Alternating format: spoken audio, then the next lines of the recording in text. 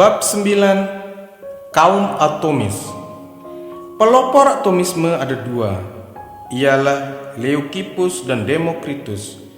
Sulit untuk memisahkan keduanya karena lazimnya mereka disebut bersama, dan tampaknya beberapa pendapat Leucippus di belakang hari dianggap bersumber dari Demokritus.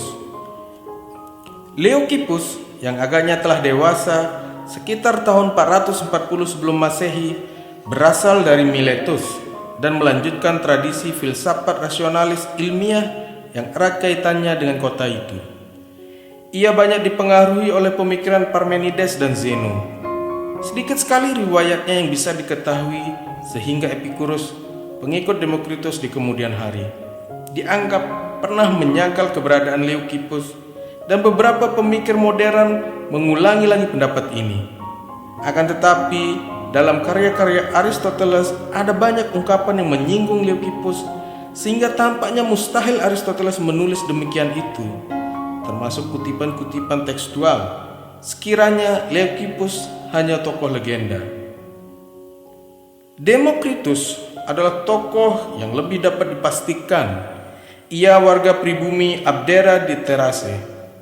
Perihal masa hidupnya, ia mengatakan bahwa dirinya masih muda ketika Anaxagoras berusia lanjut, kurang lebih tahun 432 sebelum Masehi, dan bisa diperkirakan ia telah dewasa di sekitar tahun 420 sebelum Masehi.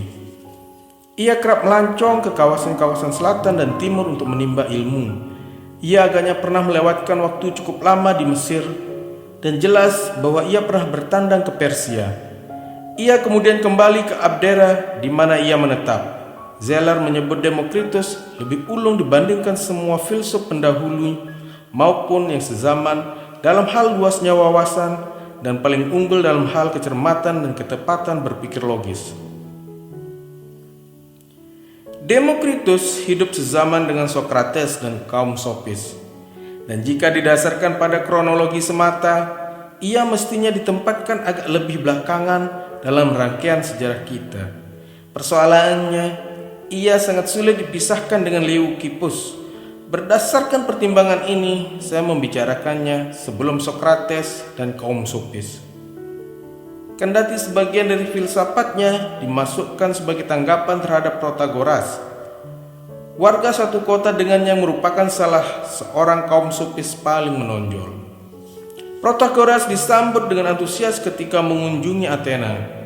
Di lain pihak, Demokritus berujar, "Aku datang ke Athena dan tak seorang pun mengenalku." Cukup lama filsafatnya tidak mendapat perhatian di Athena. Kurang jelas, tulis Burnet. Apakah Plato sedikit banyak tahu tentang Demokritus? Aristoteles di lain pihak mengenal dia dengan baik, sebab dia pun orang Ionia dari utara. Plato tak pernah menyebut Demokritus dalam karya-karya dialognya. Namun diriwayatkan oleh Diogenes Laertius bahwa Plato sangat membencinya, sehingga ia menginginkan semua buku Demokritus dibakar. Head menyanjungnya sebagai ahli matematika. Ide dasar filsafat umum Leucippus dan Demokritus berasal dari tokoh yang pertama. Namun berkaitan dengan pengembangannya, nyaris mustahil memisahkan keduanya. Dan sesuai dengan tujuan kita, tak ada perlunya melakukan pemisahan itu. Leucippus ataupun Demokritus melahirkan gagasan atomisme dalam upayanya untuk menjembatani monisme dan pluralisme, yang masing-masing diwakili oleh Parmenides dan Empedokles. Sudut pandang mereka sangat mirip dengan tinjauan ilmu pengetahuan modern, dan mampu menghindari sebagian besar kesalahan yang lazim terjadi dalam pemikiran spekulatif bangsa Yunani.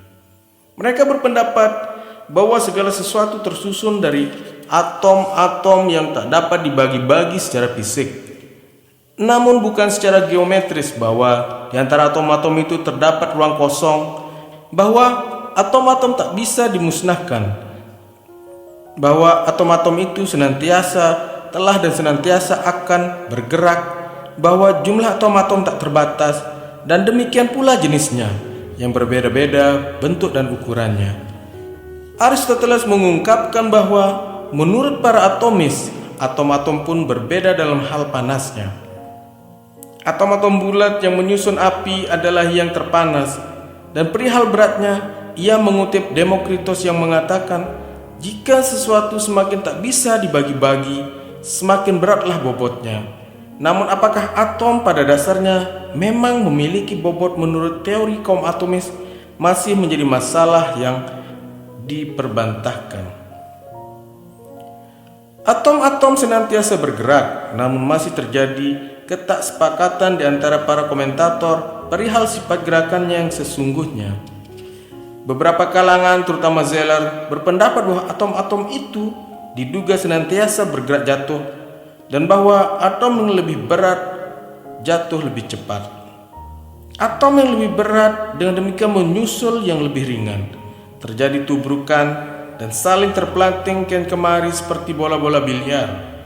Namun jelas bahwa ini adalah pendapat Epicurus yang terutama mendasarkan teorinya pada teori Demokritos, sembari mencoba memperhitungkan pula kritik dari Aristoteles. Meski dengan cara yang kurang cerdas, sementara ada cukup alasan untuk menduga bahwa bobot ciri asli atom-atom Leucippus dan Demokritos, kemungkinan yang lebih besar bahwa dalam pandangan mereka, atom-atom sebetulnya bergerak secara acak seperti dalam teori kinetik modern mengenai gas. Demokritos pernah mengatakan bahwa dalam ruang kosong yang mutlak tak ada atas atau bawah, dan mengumpamakan gerakan atom-atom di dalam jiwa seperti titik-titik debu yang tertimpa cahaya matahari di saat angin tak bertiup. Ini adalah pendapat yang lebih cerdas daripada pandangan Epicurus, dan saya kira kita bisa menganggapnya sebagai pendapat yang berasal dari Leucippus dan Demokritos. Akibat terjadinya tubrukan-tubrukan, kumpulan atom-atom itu lantas membentuk pusaran-pusaran. Penjelasan selanjutnya menunjukkan banyak kemiripan dengan pemikiran Anaxagoras, namun merupakan suatu langkah maju bahwasanya pusaran-pusaran itu dijelaskan secara mekanis dan bukannya disebabkan oleh tindakan roh. Di zaman kuno, kaum atomis kerap dicela karena dianggap mengembalikan segala sesuatu kepada faktor kebetulan. Namun bertolak belakang dengan anggapan itu, mereka justru adalah para determinis yang ketat, yang percaya bahwa segala hal berlangsung sesuai dengan hukum alam. Demokritos terang-terangan menolak bahwa segala sesuatu bisa terjadi karena kebetulan. Leucippus meski keberadaannya diragukan terkenal karena mengatakan tak ada yang terjadi tanpa tujuan, sebaliknya segala hal bermula dari dasar tertentu dan terjadi karena keniscayaan. Memang benar bahwa ia tak memberi alasan mengapa dunia ini sejak semula begini adanya. Mungkin ini disebabkan oleh faktor kebetulan. Tetapi begitu dunia ini kemudian ada, perkembangan selanjutnya dikendalikan secara pasti oleh prinsip-prinsip mekanis. Aristoteles dan para pemikir lain mencela Leucippus dan Demokritos karena tak menjelaskan awal mula bergeraknya atom-atom. Namun dalam hal ini para atomis itu justru lebih ilmiah dibandingkan para pengkritiknya. Hubungan sebab akibat harus berawal dari sesuatu, dan dimanapun hubungan itu berawal, tak ada penyebab yang bisa dipastikan sebagai sumber pertamanya. Dunia ini bisa dikembalikan sebabnya kepada Sang Pencipta, namun kemudian Sang Pencipta itu sendiri tak bisa diasalkan kemana-mana. Pada kenyataannya, teori para atomis justru lebih mendekati pandangan ilmu pengetahuan modern jika dibandingkan teori-teori lain manapun yang dikemukakan di zaman antik.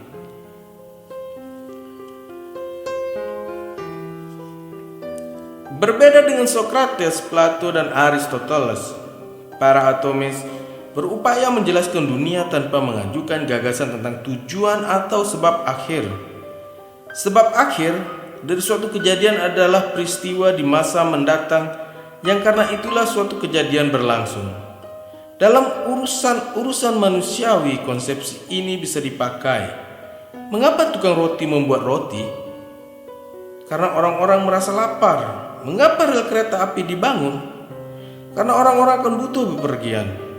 Dalam masalah seperti ini, berbagai hal dijelaskan berdasarkan tujuan yang akan dicapai.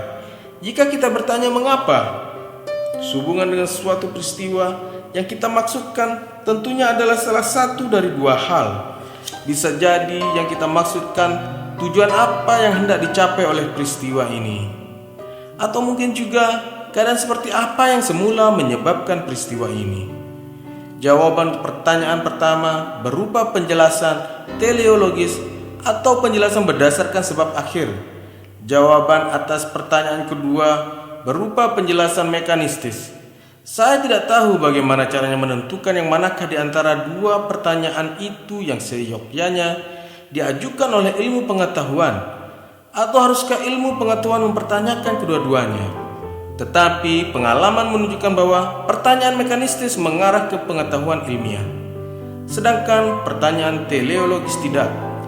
Kaum atomis mengajukan pertanyaan yang mekanistis dan memberi jawaban mekanistis.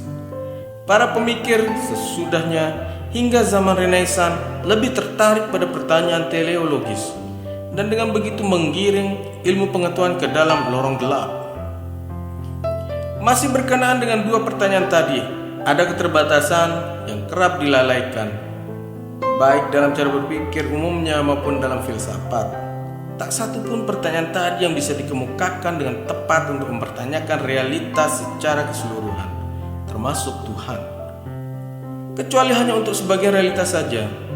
Pada penjelasan teleologis, tanpa berbelit-belit, biasanya penjelasan itu sampai pada ide tentang Sang Pencipta, atau setidaknya Sang Pengatur, yang tujuan-tujuannya terungkap seiring berjalannya alam. Namun jika manusia memang betul-betul berwatak teleologis sehingga terus mempertanyakan apa tujuan yang hendak dicapai oleh Sang Pencipta, jelas bahwa pertanyaan lantas dianggap melanggar iman. Selain itu, pertanyaan tersebut tetap saja tak bermakna, sebab agar pertanyaan itu mengandung makna, kita harus mengandaikan bahwa Sang Pencipta itu pun diciptakan oleh Sang Super Pencipta, yang tujuannya hendak dicapai oleh Sang Pencipta. Karena itu, konsepsi tentang tujuan hanya mungkin diterapkan di dalam realitas dan bukan terhadap realitas secara keseluruhan. Argumen serupa pun berlaku bagi penjelasan mekanistis. Suatu peristiwa disebabkan oleh peristiwa lainnya. Peristiwa lain itu disebabkan oleh peristiwa ketiga dan seterusnya. Namun jika kita menanyakan sebab dari semuanya, lagi-lagi kita sampai pada Sang Pencipta yang dia sendiri tak disebabkan lagi. Dengan demikian, semua penjelasan kausal akan sampai pada titik awal yang sewenang-wenang. Itulah sebabnya bukanlah suatu celah jika teori para atomis membiarkan saja asal mula gerakan atom-atom tak terjelaskan. Tidak dapat diandaikan bahwa titik tolak teori-teori mereka sepenuhnya bersifat empiris. Teori atom kembali berlaku di zaman modern untuk menjelaskan fakta-fakta kimiawi. Namun fakta-fakta demikian itu belumlah dikenal oleh bangsa Yunani. Di zaman kuno tak ada perbedaan teramat tajam antara observasi empiris dan argumen logis. Sementara Empedokles jelas bersikap merendahkan terhadap fakta-fakta yang diobservasi. Tetapi Empedokles dan Anaxagoras telah mengaitkan sebagian besar teori metafisika mereka dengan observasi terhadap jam air dan bejana yang berpusar.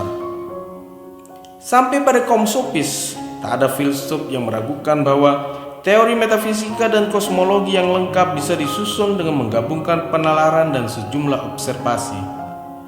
Secara kebetulan, para atomis menyusun sebuah hipotesis yang selama lebih dari 2000 tahun kemudian beberapa buktinya ditemukan.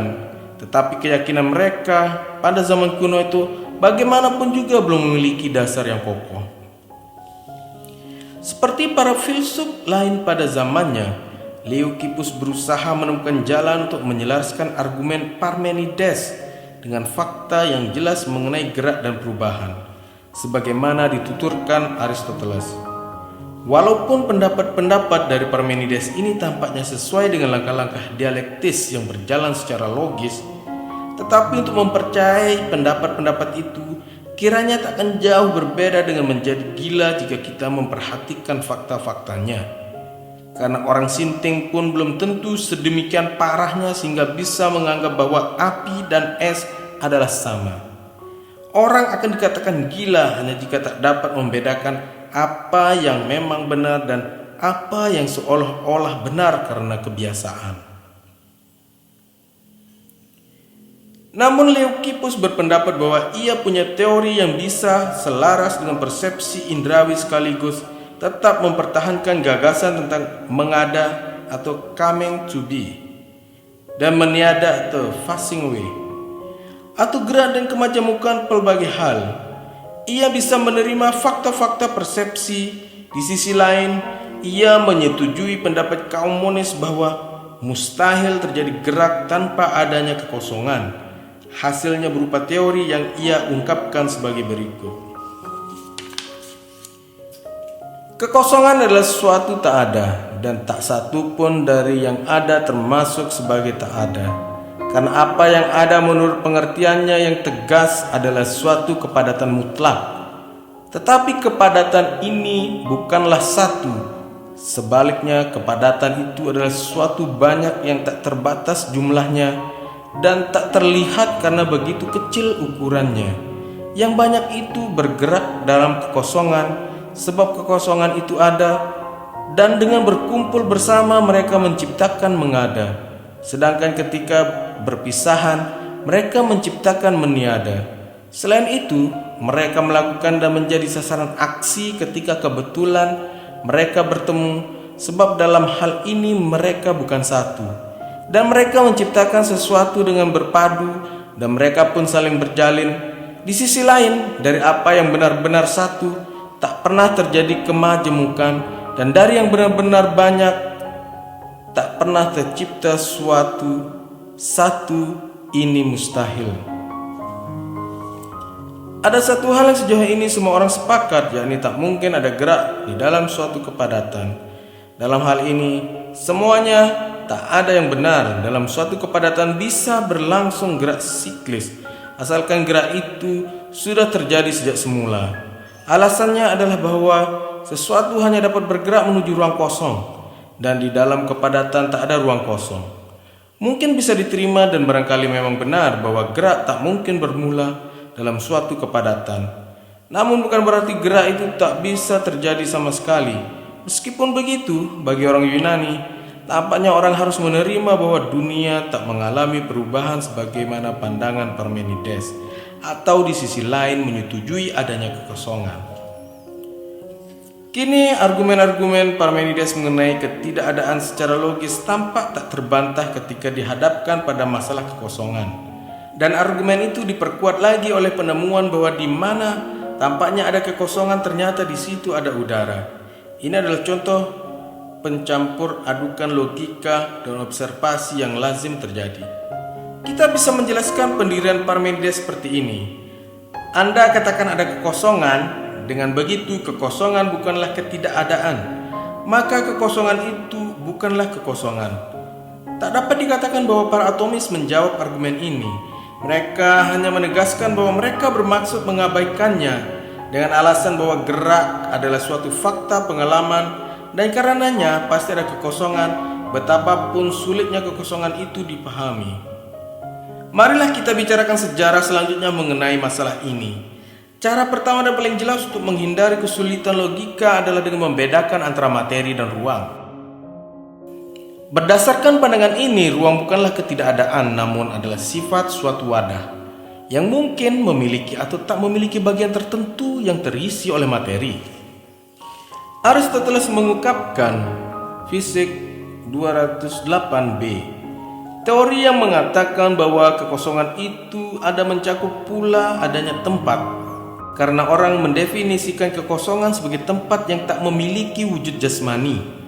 Pandangan ini dikemukakan paling tegas oleh Newton yang menekankan adanya ruang absolut, dan dengan demikian membedakan antara gerak absolut dan gerak relatif. Dalam kontroversi Kopernikan, kedua belah pihak, walaupun mereka mungkin kurang menyadari, sebetulnya menyepakati pandangan ini. Tetapi mereka menyangka bahwa ada perbedaan antara mengatakan langit berkisar dari timur ke barat dengan mengatakan bumi berputar dari barat ke timur. Jika semua gerak bersifat relatif, dua pernyataan itu sebetulnya hanya mengatakan sesuatu yang sama dengan cara berbeda. Seperti halnya John adalah ayah James dan James adalah anak John. Namun jika semua gerak bersifat relatif dan ruang tak bersifat substansial, maka kita dihadapkan pada argumen-argumen Parmenides yang membantah adanya kekosongan. Descartes yang pendapat-pendapatnya persis sama dengan pandangan para filsuf Yunani kuno mengatakan bahwa keluasan adalah esensi materi dan dengan demikian materi ada di mana-mana. Baginya, keluasan adalah suatu sifat dan tanpa substansi sifat itu tak mungkin ada. Ruang kosong menurutnya sama muskilnya dengan kebahagiaan tanpa adanya manusia yang merasa bahagia. Dengan landasan yang agak berbeda, Leibniz pun percaya pada kepadatan. Tetapi ia berpendapat bahwa ruang hanyalah suatu sistem relasi-relasi. Mengenai hal ini terjadi pembantahan yang terkenal antara dia dengan Newton, di mana Newton diwakili oleh Clarke. Kontroversi ini tetap tak membuahkan kesimpulan sampai tampilnya Einstein yang teorinya memberikan kemenangan telak bagi Leibniz. Para fisikawan modern di samping masih percaya bahwa materi dalam pengertian tertentu bersifat atomis, tidak percaya akan adanya ruang kosong. Kalaupun tak ada materi, masih pula ada sesuatu, yakni gelombang-gelombang cahaya. Materi tak lagi memiliki kedudukan mulia sebagaimana yang diterimanya dalam filsafat lewat argumen Parmenides. Materi bukanlah substansi yang tak berubah, namun sekedar suatu cara berkumpulnya peristiwa-peristiwa. Sejumlah peristiwa termasuk ke dalam sekian kumpulan yang kemudian dianggap sebagai benda-benda material.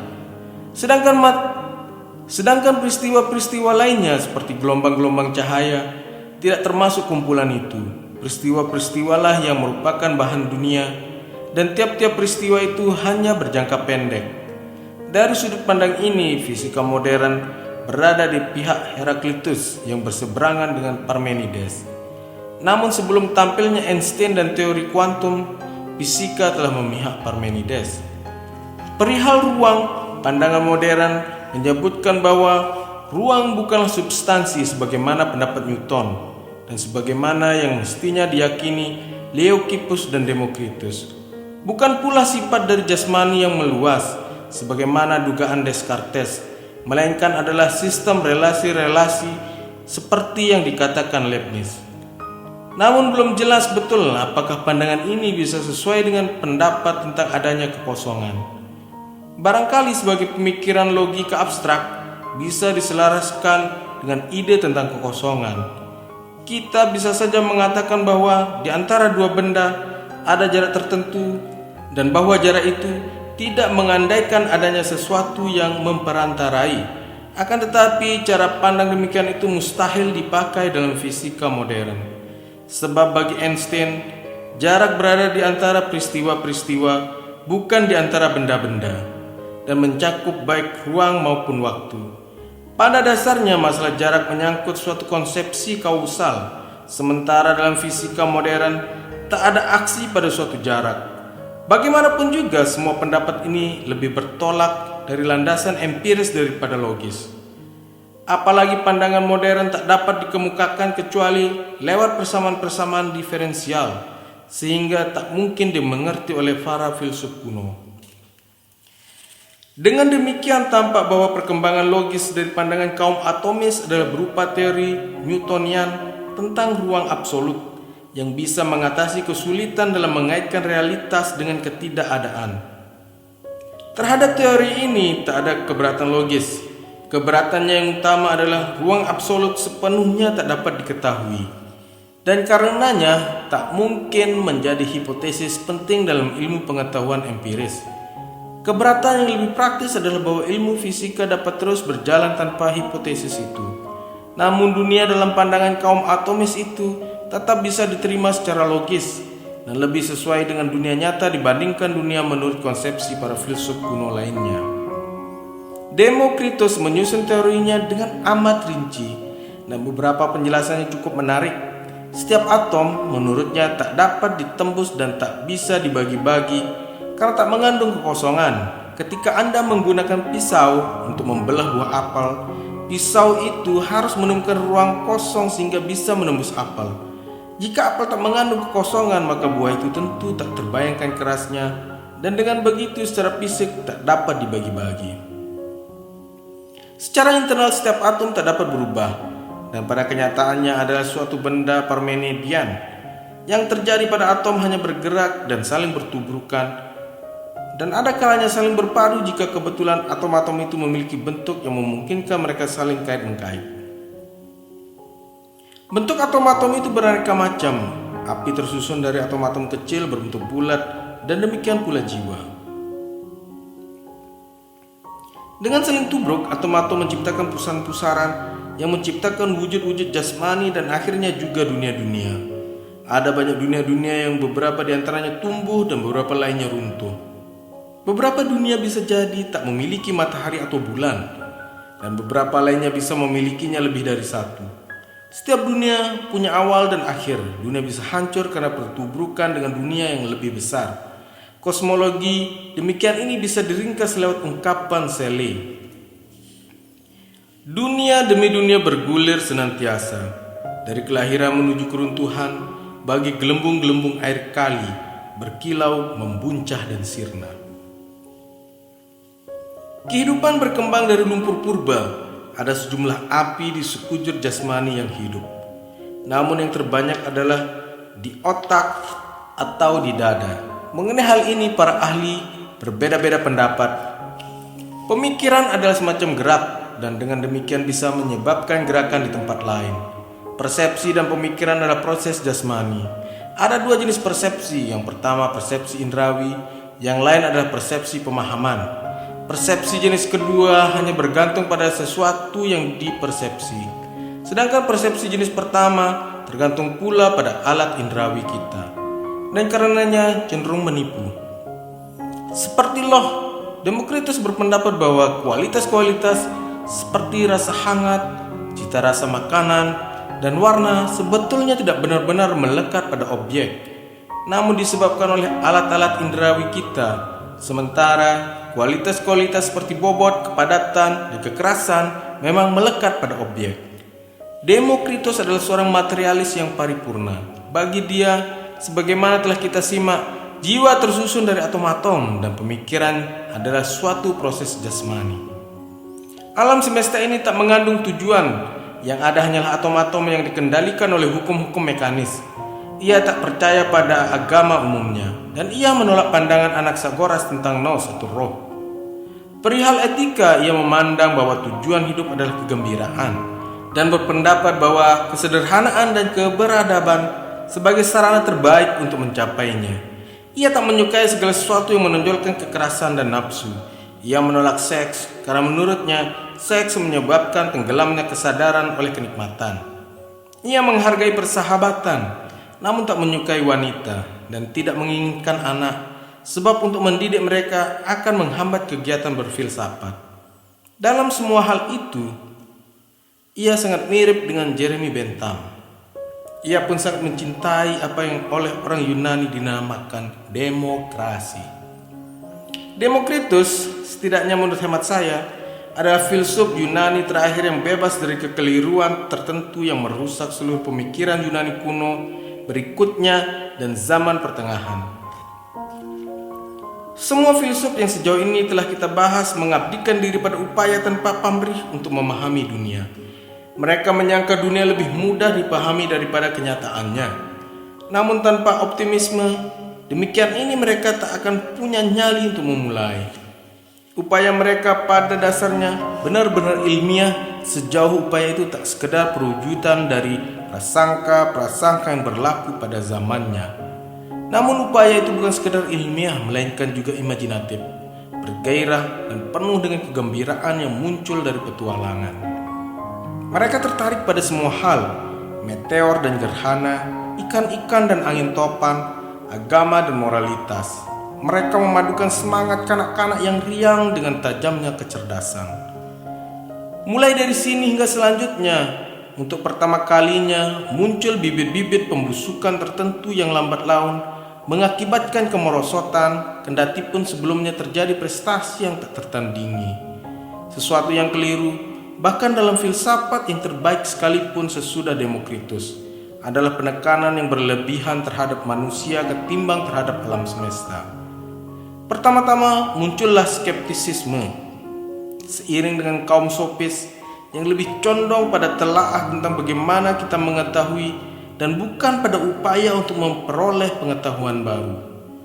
Kemudian tampillah Sokrates yang mengutamakan etika, dan seiring dengan Plato terjadi penolakan atas dunia indrawi demi memuliakan dunia pemikiran murni ciptaan manusia sendiri, serta Aristoteles yang menekankan keyakinan kepada tujuan sebagai konsep fundamental dalam ilmu pengetahuan.